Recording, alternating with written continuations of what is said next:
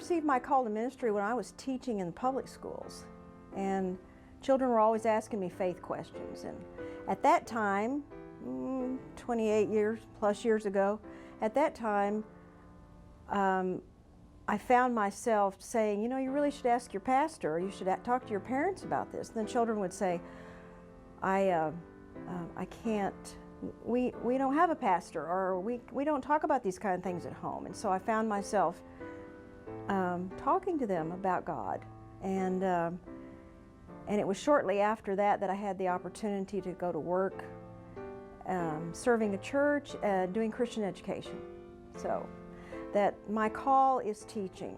I think teaching adults, but especially teaching confirmation, you know, helping young people make new discoveries about God and find out new things about their faith, and then to continue to watch them grow, seeing young people involved in service projects and watching them go off to Army and doing all the fun things. So I always thought of myself as a very left-brain person and thought things should be done in an orderly manner and in a certain way.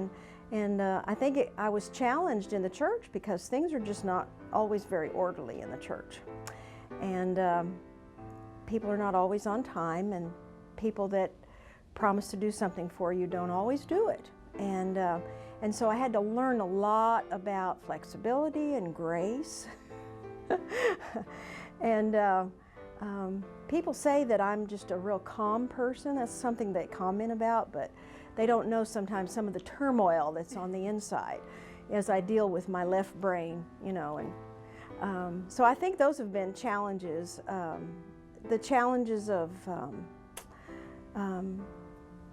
how God can surprise us so much, and how when we think we have everything in order, sometimes God surprises us with something new, and at first it can be a challenge. And then usually, if we follow direction, it will turn out to be a blessing. And I guess the thing that that really brought more confirmation to that was when the extension school, the Perkins Extension School, began in Jacksonville.